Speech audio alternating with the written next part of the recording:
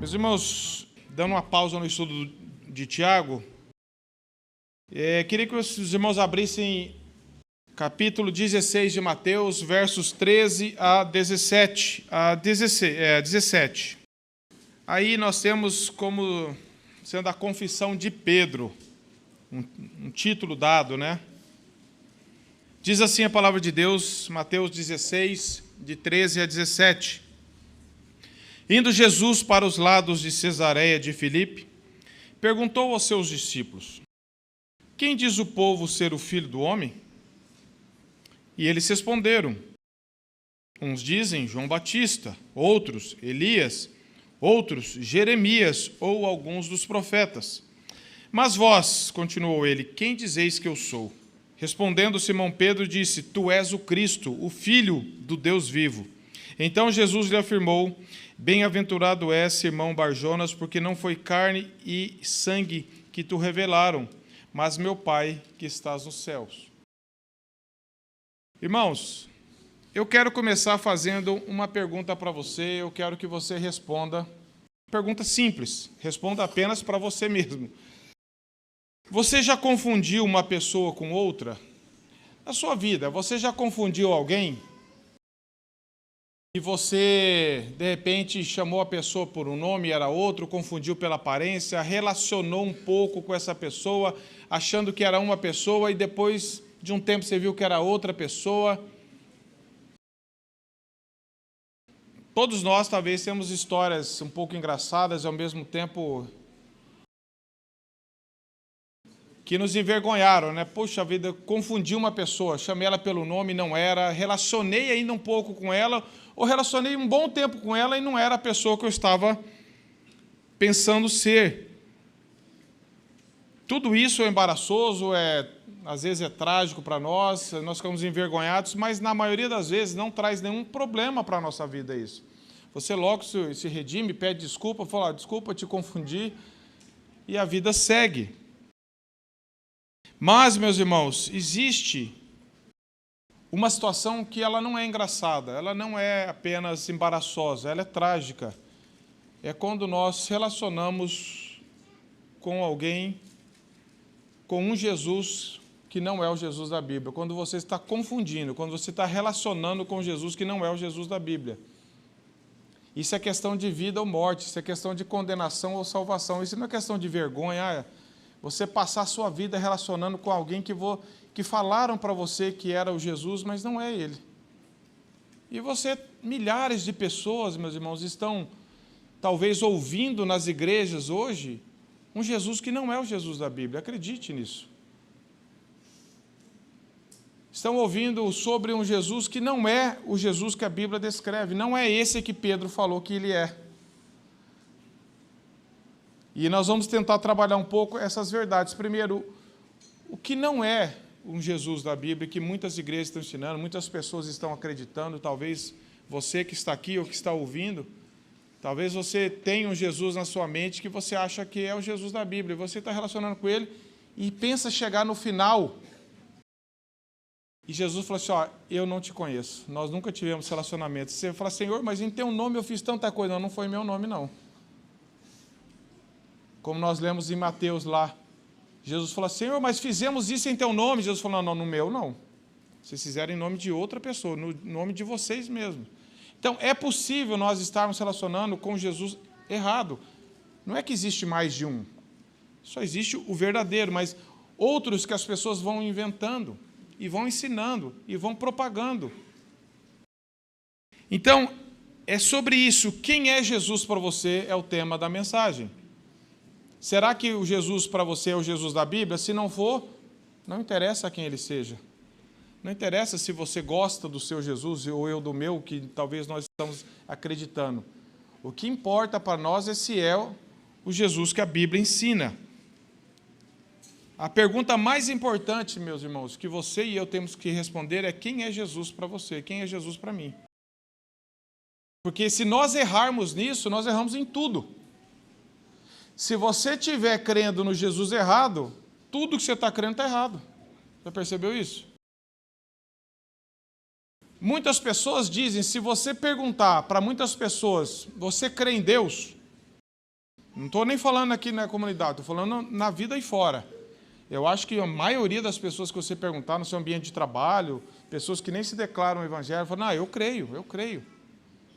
Mas você fala assim, você crê que Jesus é o Filho de Deus? Não, pera lá. A conversa muda. Jesus é o divisor de águas, vamos dizer assim. Por isso que João escreveu as 3 cartas dele, principalmente a primeira ali, combatendo essa heresia. Agora, você fala assim, mas aí fora tudo bem, mas quantas pessoas você conhece que estão frequentando igrejas, né? Que você vai conversar com a pessoa fala, não, faz 10 anos que eu frequento a igreja, faz 15, faz 20, faz 30, como eu já conversei, como provavelmente vocês também, e você pergunta para a pessoa, quem é Jesus? Ele foi um bom mestre, um revolucionário, um bom líder. Não. Ele foi alguém que veio fazer o bem. Assim como outros filósofos, Jesus também teve muita importância. Não. Não é isso que a Bíblia diz. As pessoas querendo igualar Jesus com outros filósofos, com outras pessoas, ou ensinando um Jesus que faz tudo o que você quer, que veio nessa vida desesperado para realizar os seus sonhos, os seus planos, e que você é o centro do universo, que pede que o Pai dá,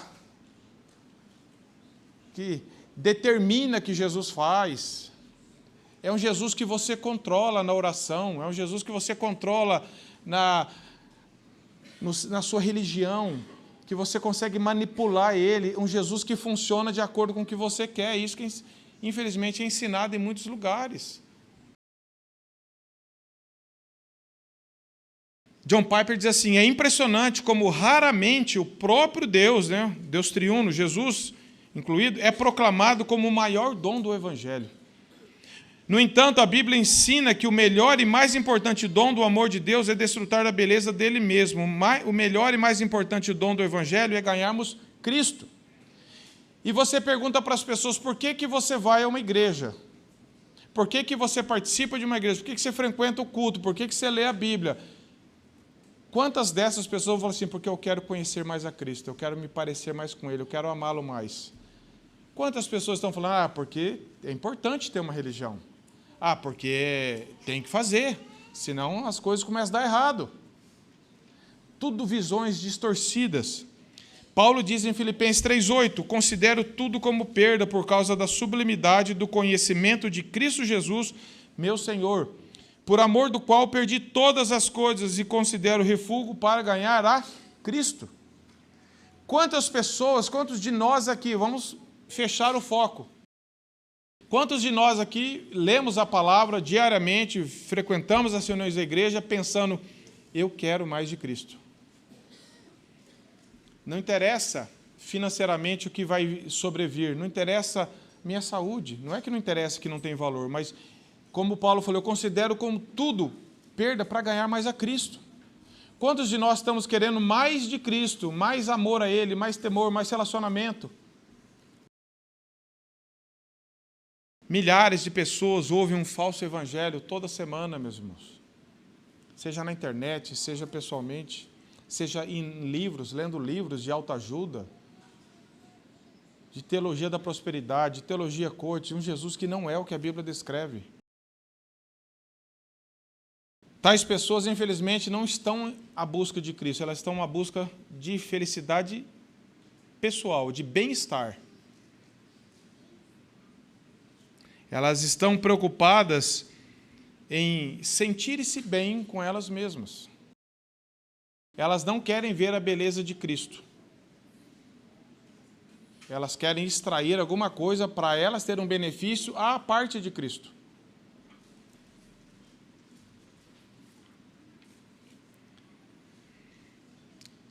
Quando, na verdade, o cristianismo, ele é a própria pessoa de Cristo, meus irmãos. O cristianismo não é um conjunto de doutrina que você segue, que você aprendeu aqui, dá um código aqui, eu vou seguindo. O cristianismo é relacionar com o próprio Cristo. Não é apenas não é um conjunto de regras, não é uma coisa que você aprendeu, não é um lugar que você vem. É relacionamento com uma pessoa. Não adianta nada nós decorarmos versículos bíblicos, sabermos teologia reformada, sabermos isso, aquilo, embora isso é importante, se nós estamos apenas com conhecimento intelectual ou estamos relacionando com Jesus que nós inventamos, ou que inventaram e nós acreditamos. Por isso que nós precisamos estudar a palavra de Deus. Por isso que nós precisamos conhecer a Bíblia, como esse texto está dizendo aqui, ó, Atos 17:11, examinar as Escrituras, para você não ser enganado por um falso Cristo, para você não ser enganado por uma mensagem que não é do Evangelho. Por isso que Charles Spurgeon já disse: estude a palavra de Deus para que a sua fé não se apoie na sabedoria de homens, mas no poder de Deus. Quanto mais você e eu estudarmos a palavra, na dependência do Espírito Santo, conhecermos a palavra de Deus, é muito menos chance de nós sermos enganados com Jesus que nós vamos acreditar por aí, que vão pregar para nós. Com Jesus que alguém te manda uma mensagem, um vídeo no WhatsApp, ó, escute essa mensagem que linda, mexeu comigo. E você abre a mensagem, não tem nada de evangelho, não tem nada de Cristo, não tem nada de Bíblia. É só um monte de falatório para tentar mexer com o seu ego, com as suas emoções, fazendo com que você acredite que você é o cara, é a pessoa, que você vai conseguir todos os seus sonhos, que você vai ter os seus desejos realizados e que Jesus vai fazer tudo por você. E você vai enganando nisso. Aí quando alguém prega o evangelho para você, você fala, isso é muito duro, isso eu não quero. Não tem nada mais amoroso da parte de alguém do que falar o verdadeiro evangelho. Porque esse é o verdadeiro alimento. Agora, nós somos muito enganáveis se nós não conhecemos a palavra, meus irmãos. Se você e eu nos afastarmos da verdade, eu já falei essa expressão aqui, nós parecemos um terreno sem muro. Todo mundo joga uma mensagem errada, um lixo teológico, e você vai aceitando. Você não tem como comparar, você não conhece. Tudo é bonito, tudo assim, quem sou eu para rejeitar isso? Você é um cristão, você tem que conhecer a Bíblia. Você tem que saber o que Jesus disse, quem Ele é, para você falar, não, isso não está de acordo com a palavra de Deus, isso eu não aceito. Para que você não seja pego pelo emocionalismo barato. Não se afaste da palavra de Deus, é o primeiro ponto. Todos nós aqui já ouvimos falar de Cristo, de Jesus. De alguma forma.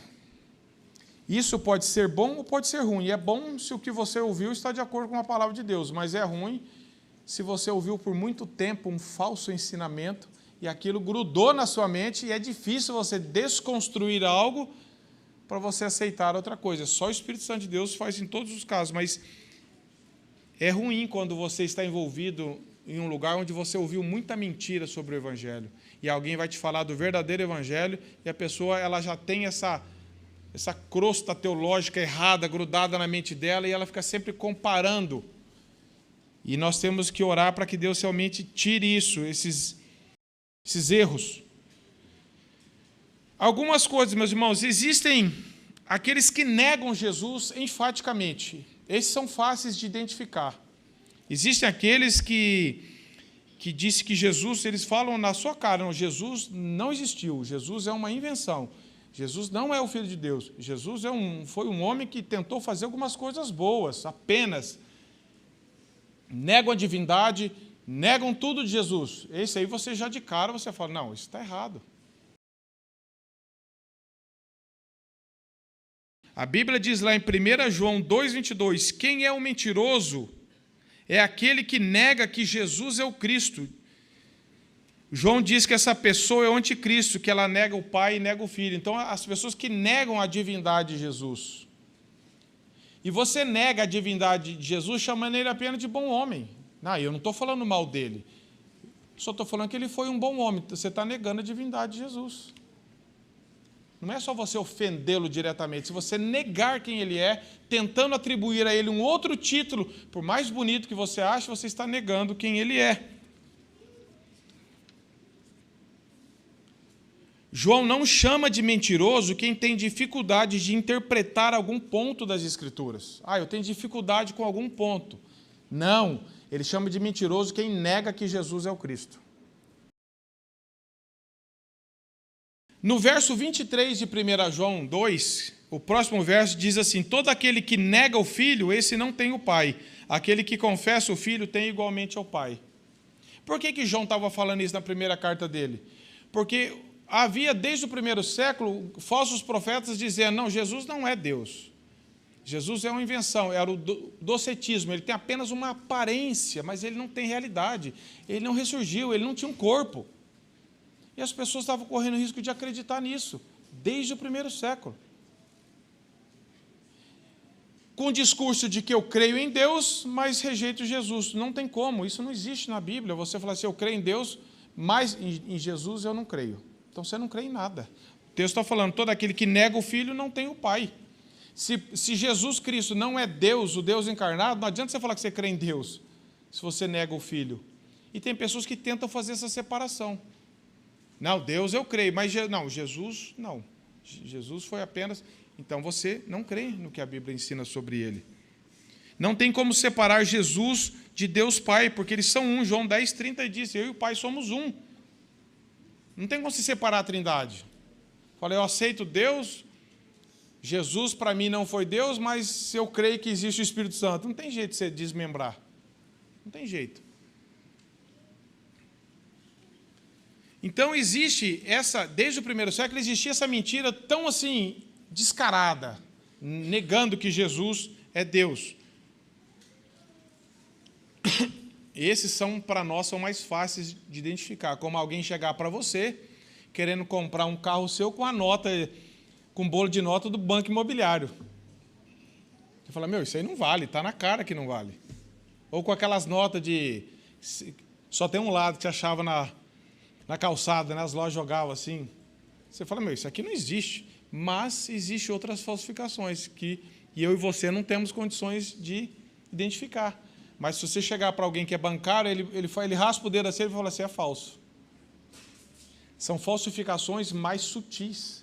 E existe isso no campo teológico também. Por exemplo, nós falamos do herege. O herege é aquele que, segundo Pedro 2:1, diz que nega Jesus. Mas existe o charlatão. Mateus 7,15 fala sobre isso. 1 Timóteo 6:3-5 também fala. O charlatão é a pessoa que ela usa o cristianismo, ela fala de Jesus, mas para enriquecimento próprio. Ela só quer usar, ela fala uma verdade ali mascarada, mas ela quer tirar um benefício financeiro para ela. É um comércio. Para ela, falar de Jesus é um bom negócio. Ela engana as pessoas, ela fala umas verdades ali misturadas com mentira, uma mistura, mas ele está querendo dinheiro, ele está querendo benefício próprio, ele está interessado na fé à medida que a fé enche o bolso dele. E você fala, nossa, mas esse homem ele fala bonito, ele citou o texto.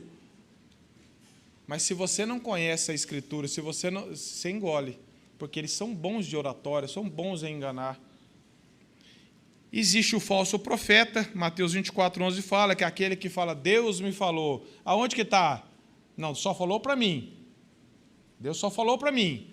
E aí começa a dar profetada para você, para mim, sem base bíblica, que tudo que Deus falou está na palavra, está revelado, mas ele fala que Deus falou um negócio só para ele. E aí ele começa a usar disso por uma ameaça de meio, manipulação, e você fala, nossa, quem sou eu para negar? Sim, se você não estuda a Bíblia, você vai ficar refém.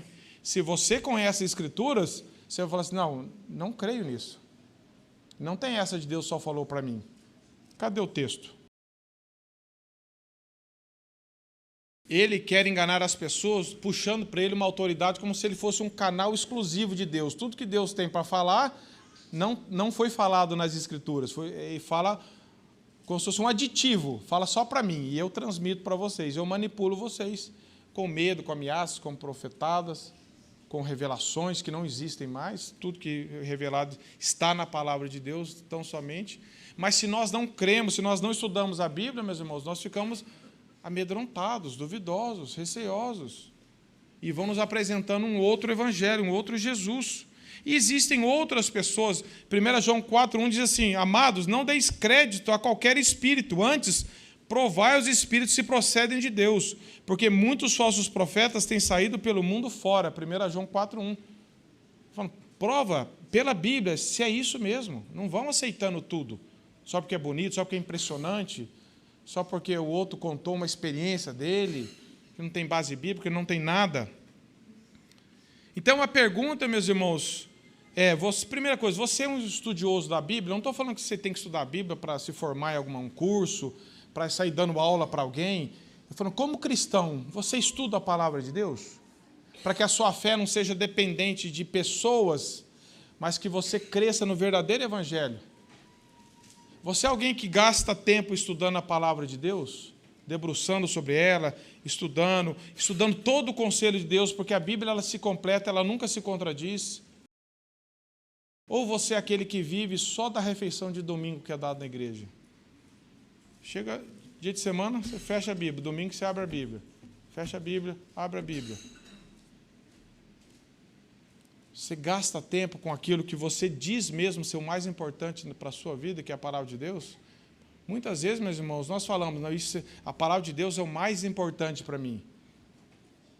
Será que é? Quanto tempo nós gastamos com ela diariamente? Porque o discurso nosso é bonito. Não, a palavra de Deus é a coisa mais importante, o evangelho. Mas Deus sabe. Como você fala que é o mais importante, se você estuda tudo, se você tem tempo para tudo, menos para a palavra de Deus? Aquilo que nós achamos que é importante, nós investimos tempo, nós procuramos conhecer. Isso aqui é uma questão, a palavra de Deus é eterna. Fomos salvos através dela, vivemos pela palavra de Deus, mas eu leio ela de vez em quando. Então eu não a amo como eu acho que eu amo. Essa é a triste realidade. O que a Bíblia diz sobre Jesus? Nós vemos que pessoas dizem que Jesus pode ser um bom mestre, pode ser um bom líder, pode ser um religioso, pode ser alguém que fez grandes coisas. Nada disso resolve o nosso problema, se nós não cremos no que a Bíblia diz.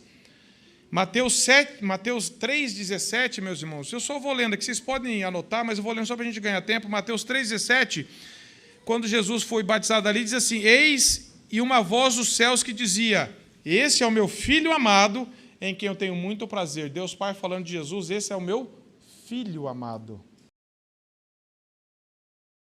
Mateus 14:33 e Mateus 16:6 conta esse episódio dos discípulos no barco, quando Jesus acalmou a tempestade, o vento forte ameaçava fazer com que Pedro se afogasse no mar. E diz assim: e os que estavam no barco o adoravam, dizendo: verdadeiramente és o Filho de Deus. Ninguém está falando, nossa, verdadeiramente esse é um bom líder, é alguém que conhece a natureza. Não, verdadeiramente é o Filho de Deus. No início do Evangelho de João, nós lemos: no princípio era o Verbo, e o Verbo estava com Deus, e o Verbo era Deus. Jesus sempre existiu, meus irmãos. Com o tempo ele se encarnou, mas Jesus sempre existiu, porque a Trindade sempre existiu. Meus irmãos, até os demônios, que são demônios, você não precisa nem descrever, né, que eles não são salvos, né, só... Eles falaram em Mateus 8:28, que temos nós contigo, ó Filho de Deus? Até eles sabiam, embora não cresçam, embora não, lógico, né? Mas veja, e Tiago fala em 2:19, você crê que Deus é um só? Com uma certa ironia, muito bem, até os demônios creem e tremem. Então, negar Jesus, nem os demônios negavam, nesse aspecto. Logicamente, não criam, são demônios, não precisa nem falar mais sobre isso. Mas eles falam: aqui temos nós contigo, ó Filho de Deus. João 1 diz que o Verbo estava com Deus. No caso de João 20:28, quando Tomé fala: Senhor Deus e Deus meu, Tomé fala para Jesus: Senhor Deus e Deus meu, reconhecendo a divindade de Jesus. 1 Timóteo 3,16 diz: aquele que foi manifestado na carne, falando de Jesus. João 14,6, Jesus falando: eu sou o caminho, a verdade e a vida, ninguém vem ao Pai senão por mim. O texto de Isaías que o Augusto leu: porque o menino vos nasceu, um filho se nos deu, o governo está sobre os seus ombros. O Augusto leu 53. E ele será chamado maravilhoso, conselheiro, Deus forte. Está falando de Jesus. Ele será chamado, olha só, maravilhoso conselheiro, Deus poderoso, Pai eterno, príncipe da paz. Esse é o título que a Bíblia dá para Jesus. João 5,24, eu os asseguro, quem ouve a minha palavra e crê naquele que me enviou tem a vida eterna e não será condenado, mas passou da morte para a vida. Um teólogo, Herman Bavinck, diz assim, Cristo ocupa um lugar completamente único no cristianismo. Ele não foi o fundador do cristianismo nesse sentido usual. Ele é o Cristo, o que foi enviado pelo Pai e que fundou o seu reino sobre a terra e agora expande-o até o fim dos tempos. Cristo é o próprio cristianismo. Cristianismo não é um conjunto de regras que nós seguimos. Cristianismo é uma pessoa que nós cremos e relacionamos. Cristo não está fora do cristianismo, ele está dentro do cristianismo. Sem seu nome, sem sua pessoa, sua obra, não há cristianismo. Em outras palavras, Cristo não é aquele que aponta para um caminho para o cristianismo. Ele mesmo é o caminho. E isso tem que estar muito gravado para nós, meus irmãos. Hermes Steinmeier, um teólogo brasileiro, também diz assim, sem a centralidade de Cristo não há evangelho, não há boa nova. O evangelho é precisa e especificamente a apresentação da pessoa de Cristo, sua obra e seu ensino. Por isso que Jesus Cristo é o centro do evangelho. Não é, eu aprendi alguma coisa sobre o cristianismo, mas eu não relaciono, eu não sei quem é Jesus. Isso não é cristianismo. E por isso, meus irmãos, ninguém tem o direito de dar outro título para Jesus, senão o que a Bíblia dá. Não adianta você falar que ele é um bom líder, um bom mestre, um bom filósofo, alguém que fez o bem, que nem outras pessoas, tudo isso não vale nada. Se você e eu não crermos pela fé que ele é o Filho de Deus, o Deus encarnado, que veio a esse mundo dar a vida por pecadores como nós, e que a salvação só está nele, que ele se fez homem, sendo 100% Deus, 100% homem, deu voluntariamente a sua vida, e ele nos chama para um relacionamento com ele, para conhecê-lo, para sermos parecidos com ele, não é cristianismo. Mas em Mateus 16, 13 a 17, abram nesse texto que nós lemos no começo. É muito interessante o que Jesus faz aqui. Mateus 16, de 13 a 17. Nesse momento, meus irmãos, estava provavelmente no meio do ministério terreno de Jesus, uns 2 anos que ele estava pregando o evangelho ali. Ele vinha pregando o evangelho, ensinando o povo sobre o reino de Deus, mas havia uma crescente oposição sobre Jesus. Muitas pessoas estavam se opondo. À medida que ele ia ensinando sobre o reino de Deus, declarando a divindade dele, havia muita oposição, rejeição cada vez maior das multidões a respeito de Jesus. De um lado, havia um grupo que seguia Jesus impressionado pelos seus milagres. Nossa, vamos atrás deles, vai que sobra alguma coisa boa para nós. Aquele interesse com o pé atrás. Não creio nele, mas vai que sobra alguma coisa boa para nós. Vamos atrás dele. De outro lado, havia grupos liderados pelos fariseus que o acusavam de ser um falso profeta, até um endemoniado, um glutão. Ele era rejeitado. Existiam aqueles interesseiros que seguiam porque, vai que tem algum benefício que sobra para mim. E existiam aquele grupo que rejeitavam, que atacavam, ofendiam e declaradamente rejeitavam. Diante dessa realidade, Jesus faz 2 perguntas aos discípulos. Olha só, verso 13. Indo Jesus para os lados de Cesareia de Filipe, perguntou aos seus discípulos. A primeira pergunta que Jesus faz é: quem diz o povo ser o Filho do Homem? Jesus está fazendo essa pergunta para os discípulos. Eu estou escutando muita gente falar sobre Jesus, que sou eu. O que eles estão falando? Você acha que Jesus não sabia? Claro que sabia. Jesus é Deus, ele sonda os corações. Mas olha só, ele diz assim, uns falaram assim, uns estão falando que o senhor é João Batista. É uma ofensa chamar Jesus de João Batista no sentido natural? Quem era João Batista? Era um criminoso? Ele era um meio-irmão de Jesus, primo de Jesus. Ele foi um precursor que veio anunciar o evangelho. As pessoas era para dizer, nossa, que bonito, estão me comparando com João Batista. Ninguém estava comparando aqui Jesus com um criminoso. Então, um está falando que é João Batista. A essa altura, meus irmãos, João Batista já tinha sido morto por Herodes. E havia uma história ali inventada que Jesus era um João Batista que havia ressuscitado para assombrar Herodes pelos pecados dele. Então estão falando que o senhor é o João Batista que veio aí para atormentar a vida desse homem. Aí outros falam assim, não. Outros estão falando que o senhor é Elias. Acreditar que ele era Elias como sendo aquele profeta que denunciava o pecado com firmeza, sem medo, como Elias. É uma ofensa no sentido natural a comparação? Não. Mas se nós formos ver pelo sentido teológico, porque Elias era um pecador como nós. Então estão falando, o senhor parece que o senhor voltou na pessoa de Elias. Outros estão falando, não. Estão falando também que o senhor é Jeremias, aquele profeta sofredor, que veio pensando que Deus veio trazer de volta esse profeta, aquele profeta sofredor, como Jeremias foi, que nós lemos que ele era chamado profeta chorão, muitas vezes. E outros generalizavam dizendo que é um dos profetas que Deus está trazendo de volta, quem sabe Isaías, algumas coisas assim. Ele diz aí, outros Jeremias, ou algum dos profetas. O que o povo estava falando era isso. Se você for perguntar nas igrejas hoje ou aí fora, quem é Jesus? Muitas pessoas vão ter alguns conceitos, uns melhores, assim, naturalmente falando. Não, Jesus é uma boa pessoa. Não, Jesus é isso, Jesus é aquilo. Mas alguém deles aqui acertou? Dessa leva aqui, ninguém. Aí Jesus se vira. Essas eram opiniões de muitos judeus que tinham a respeito de Jesus. Aí Jesus vira, meus irmãos, no verso 15, como se Jesus falasse assim, tudo bem, essa é a opinião que eles estão falando de mim, agora eu quero saber de vocês. Aí Jesus vira e fala assim, mas vós, continuou ele, quem vocês estão falando que eu sou? Vocês falaram o que os outros estão falando de mim, agora eu quero saber o que vocês pensam de mim. E essa é a pergunta que eu faço para você hoje.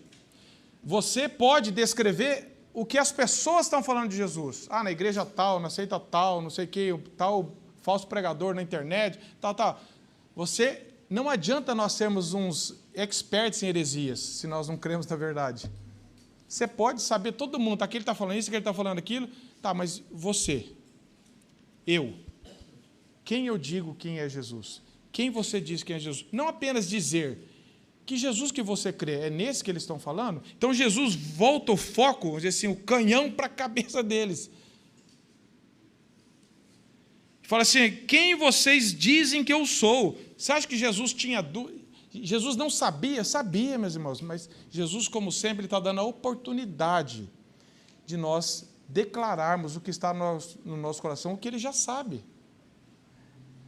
E aí eles falaram, quem que falou primeiro? Pedro, está escutando a voz de uma criança aí, Pedro. Respondeu Simão Pedro, que era o maior iniciativa, né? Aquele que tomava a frente. Tanto para fazer, às vezes, as coisas erradas, quanto para fazer as coisas certas. Respondeu Simão Pedro. O que Pedro falou, meus irmãos? Verso 16. Vamos ler o que Pedro falou? Vamos ler junto? Tu és o Filho.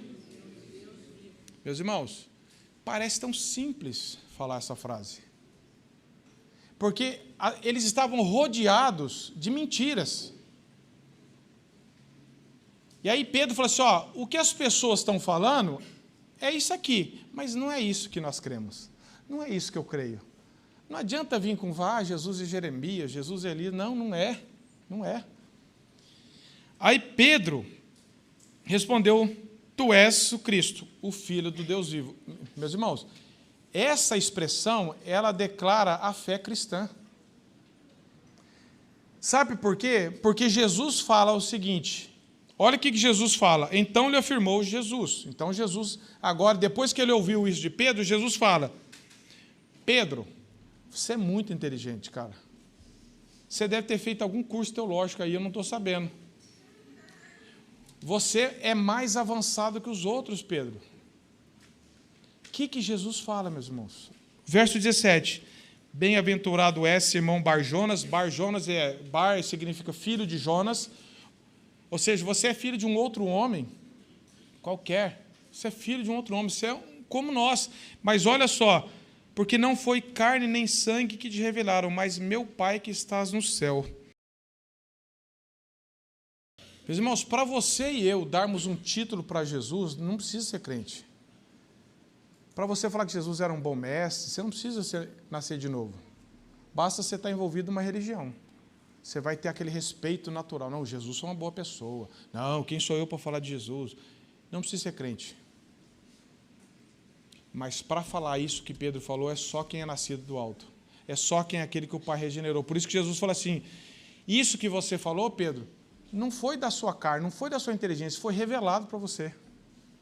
O Evangelho, meus irmãos, é a revelação de Deus para nós. Ninguém conhece, ninguém diz crendo, né? As pessoas podem repetir, Jesus é Filho de Deus. Se não crer, não vale. Mas ninguém pode crer, falar isso, crer, se Deus mesmo não revelar essa verdade para nós. Nós nunca vamos chegar a esta conclusão naturalmente, meus irmãos. Ninguém chegou a essa conclusão naturalmente. Ninguém. Olha o que as pessoas estavam falando de Jesus. As pessoas estavam vendo Jesus fazer milagre e estavam comparando ele com outros homens. Aí Pedro, que era um iletrado, falou, não, tu és o Cristo, o Filho do Deus vivo. Aí Jesus falou assim, isso foi revelado para você.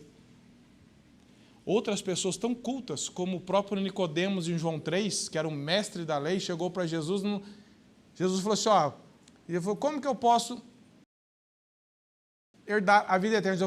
Você precisa nascer de novo. Mas como assim nascer de novo? Eu vou voltar para o ventre da minha mãe, é isso? Gente, alguém altamente instruído, fazendo uma pergunta de uma criança que está aprendendo a falar, não entendendo nada. Aí vem Pedro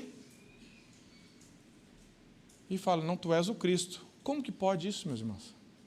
Como que você e eu podemos chegar a essa conclusão do verso 17, tu és o Cristo? Com realidade, não é apenas decorar a frase. É você falar isso crendo que Jesus é o Filho de Deus. É só mediante revelação de Deus. É só quando o Espírito Santo tira a nossa obscuridade, a nossa ignorância espiritual, de tentarmos descobrir Jesus intelectualmente quem é. Nós não vamos chegar. Você não vai descobrir essa realidade, você não vai crer nisso pesquisando na internet. Você não vai querendo especular. Se Deus não revelar, ninguém crê nisso. Deus nos leva a ler a Bíblia, claro, sim, mas quantas pessoas estão lendo a Bíblia e continuam ignorantes com relação à verdade do Evangelho, não crê nesse Jesus? E Jesus está falando, você é um bem-aventurado, você é realmente feliz, você é realmente alguém que conheceu a verdade, Pedro. Aí você pensa, tudo bem, eu conheço Jesus, Deus se revelou a mim, ou você está tentando entender, mas por que Jesus veio nessa terra então? Por que o Filho de Deus precisou vir nesta terra? O que ele veio fazer aqui? Você já fez essa pergunta para alguém que se diz crente?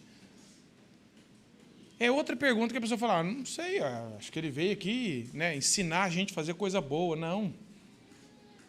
Ele veio aqui para mostrar aqui que é possível a gente melhorar. Não. O que Jesus veio fazer nessa terra, meus irmãos? Se ele era o Filho de Deus. Lucas 19:10. Responde. Diz assim, porque o Filho do Homem veio buscar e salvar o... Quem que era o perdido? Nós, eu, você. Perdido em que sentido? Perdido emocionalmente? Confuso? Que profissão que eu faço? Meus irmãos, nós estávamos perdidos, eternamente perdidos, afastados de Deus, condenados ao inferno, e nos alegrando na nossa ignorância. Efésios 2 fala, vivendo, fazendo a vontade da carne e dos pensamentos, e éramos filhos da ira. Ou seja, nós estávamos vivendo no curso desse mundo, ignorando a nossa própria tragédia. Aí Jesus, por amor, sendo o Filho de Deus, se fez homem, para buscar e salvar o perdido. Aí tem gente que acha que ele que achou Jesus. Como se Jesus fosse o perdido da história. Que valor você dá para você e eu dou para mim quando eu leio esse texto, veio buscar e salvar o perdido? Como que as pessoas tentam achar que elas são boas?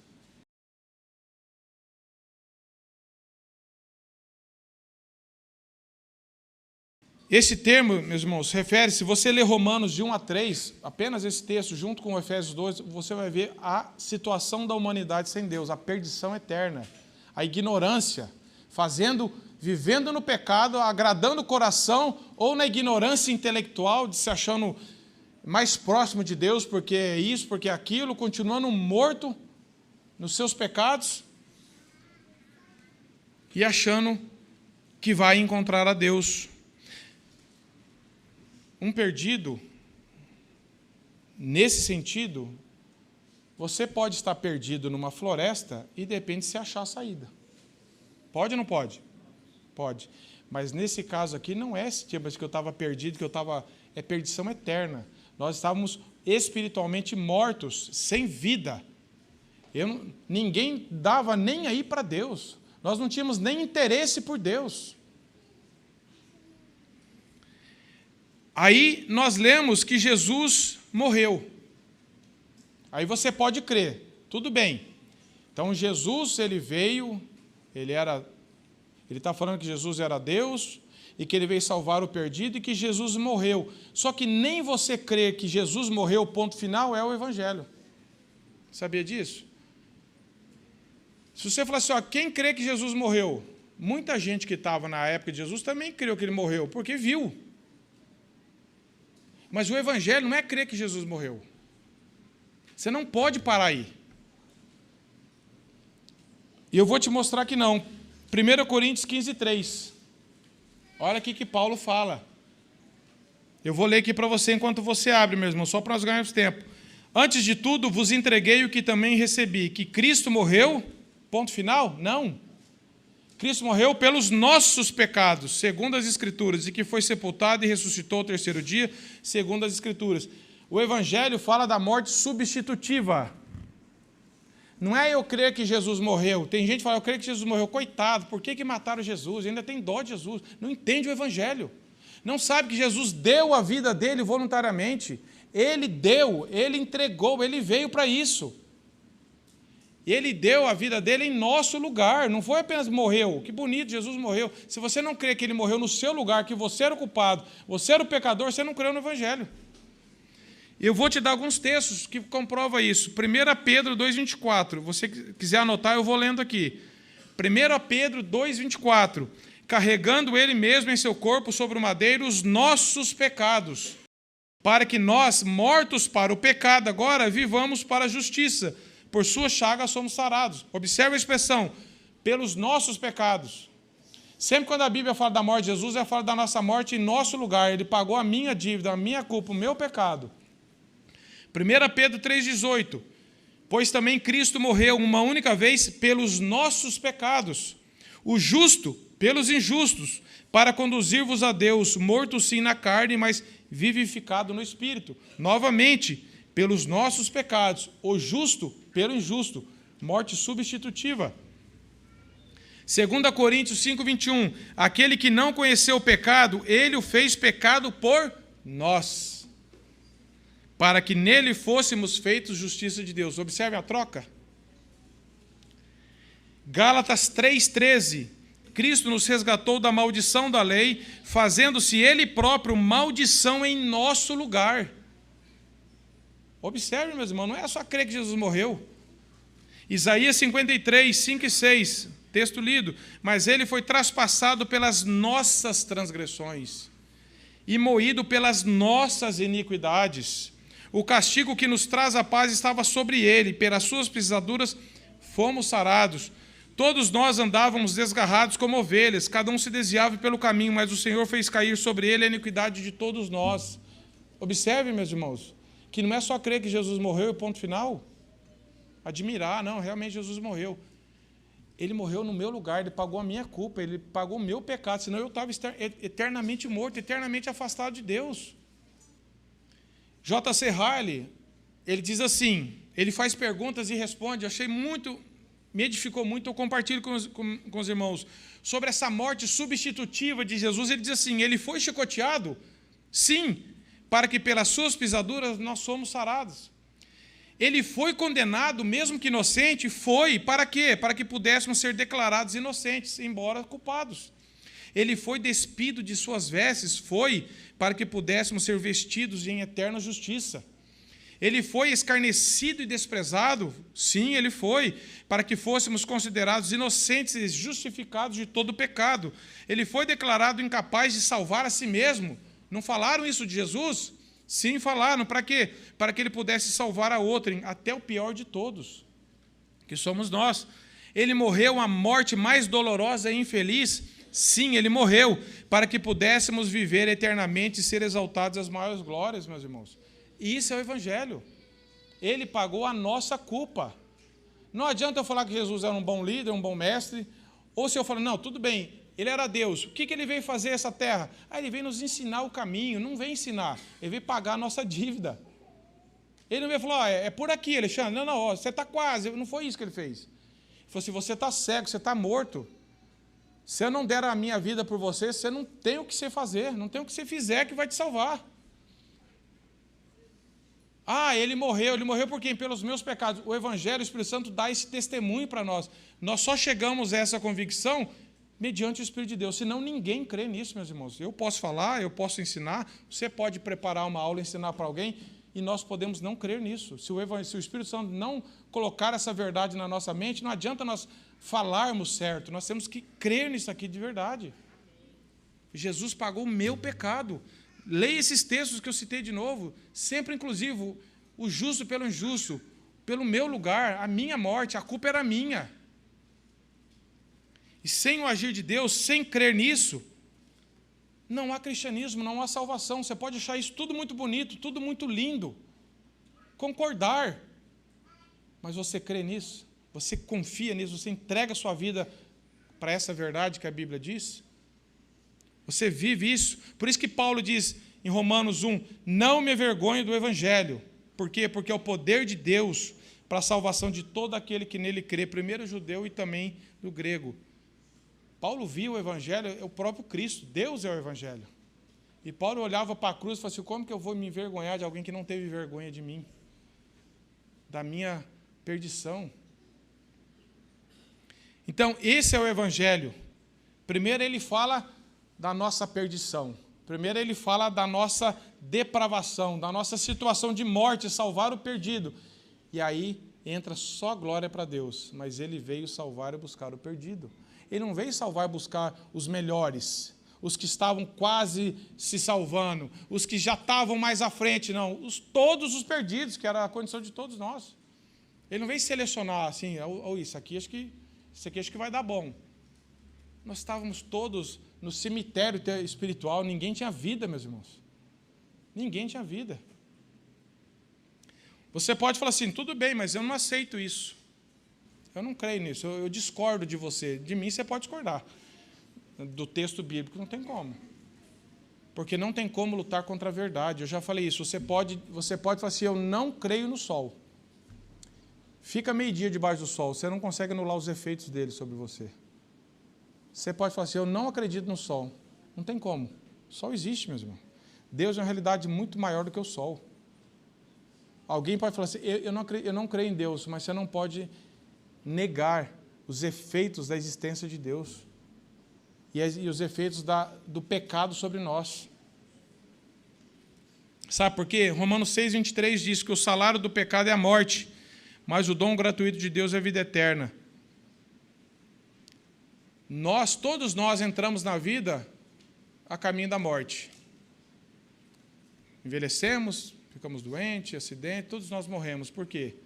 Porque o pecado está sobre nós. Tanto a morte espiritual, que nós ficamos alienados de Deus, separados de Deus, como o físico. Você não pode negar. A Bíblia diz que o salário do pecado é a morte, em todos os aspectos. Mas o dom gratuito de Deus, salário é uma coisa que nós fizemos por merecer, é a morte, nós pecamos em Adão. Mas o dom gratuito de Deus, que ninguém merece, por isso que é dom gratuito, é a vida eterna. Ele nos deu vida em Cristo Jesus. E como alguém pode ser salvo? Efésios 2:1 fala, somente pela graça, não é por obras, para que ninguém se glorie. Você não vai achar a salvação estudando, tentando fazer alguma coisa, tentando descobrir por você mesmo. Você tem que orar, Senhor, revele Cristo para mim. é só eu olhando para a cruz e pela graça eu falar, Senhor, a sua morte foi no meu lugar, eu era um pecador miserável, Senhor, me dê essa realidade, me dê essa convicção de que a salvação é somente em Cristo. Nada do que eu possa fazer, Senhor, contribui para a minha salvação, porque eu estava morto. Um morto não faz nada por merecer. Ele só cheira mal. Ele só cada vez mais deteriora. Não é crer. Eu não posso falar que eu creio nisso aqui e continuo vivendo do mesmo jeito. Eu não posso falar que eu creio nisso aqui e amanhã eu não tenho vontade de ler a Bíblia. Eu tenho que falar, Senhor, se isso aqui é uma verdade para mim, me dê fé para crer nisso, e eu quero pautar a minha vida nesta verdade. Eu vou ter luta, eu vou ter dificuldade, claro que eu vou, todos nós temos. Mas Deus persevera por nós e nós temos vontade, de desejo de ler a Bíblia, compreender a Bíblia, de amar a Cristo. Quando nós pecamos, nós sentimos mal e nós queremos Cristo, e isso é Deus que coloca em nós, meus irmãos. Quem é Jesus para você? É alguém que você pode manipular na oração? Ou ele é o Filho de Deus que veio salvar e buscar o perdido, que era você e era eu?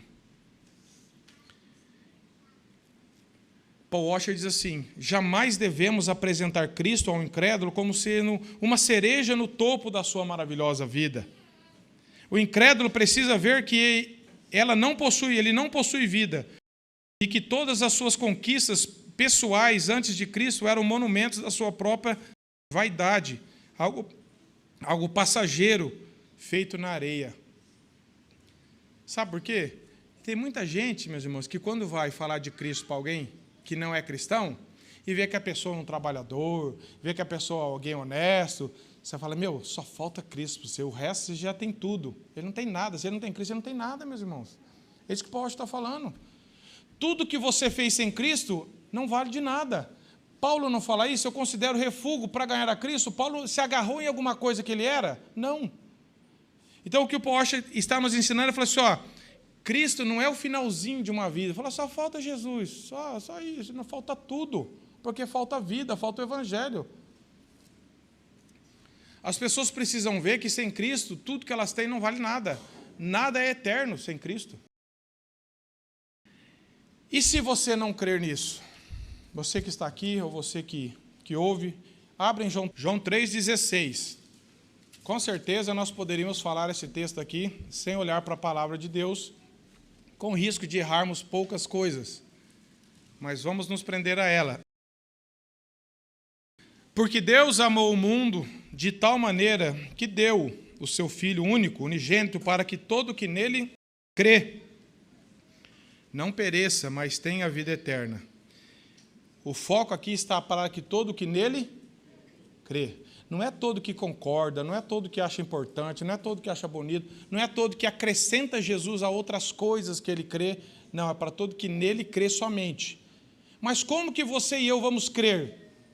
Somente pela fé. E a fé é um dom de Deus, não é nossa. Então, se você ainda não crê nesse Jesus da Bíblia, você tem que... Não adianta você ir atrás. Não adianta falar, agora eu vou crer, agora eu vou conseguir. Clame a Deus. Fala, Senhor, me dê essa fé. Tira essa ignorância da minha mente que eu estou tentando encontrar Jesus do meu jeito. Me dê fé para crer somente no Deus da palavra. Porque todo que nele crê não pereça. Você fala, mas as pessoas morrem, crente morre. Mas aqui ele está falando, não pereça, não seja condenado eternamente, mas tenha a vida eterna.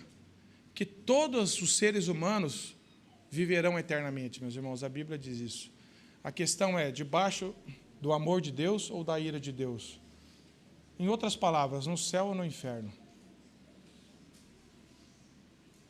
Thomas Watson, um puritano, eu li uma frase tão curta dele que me impactou muito. Ele diz assim, inferno é as pessoas tentando se matar todo dia de tanto sofrimento e não vão conseguir. Ele tentando descrever o que é uma vida eterna sem Cristo. A pessoa vai tentar dar fim à própria vida, mas não vai conseguir. E a presença de Cristo é você ter cada dia mais uma alegria maior no relacionamento com Jesus. Isso você e eu só vamos ter se nós cremos em Jesus. Agora, o crer em Jesus depende dele se revelar a nós. Por isso nós devemos clamar a ele. E se eu não crer, verso 18, verso 16, todo mundo gosta. coloca na parede, coloca adesivo de carro. E o 18. Quem nele crê não é julgado. O que não crê já está julgado, porquanto não crê no nome do unigênito Filho de Deus, que é Jesus. Veja como Jesus é fundamental. Ele é a nossa salvação. Quem nele crer não é julgado, ou seja, não vai ser julgado para a perdição, porque está coberto pelo sangue de Cristo. Mas o que rejeita Cristo, embora possa dar outros nomes bonitos para ele, mas não crê no Jesus da Bíblia, o que o texto diz? Já está julgado, porque não crê no nome do único Filho de Deus, que é Jesus. Então, meus irmãos, responda para você quem é Jesus. E que Deus te dê e me dê a graça, e nós cremos no Jesus das Escrituras.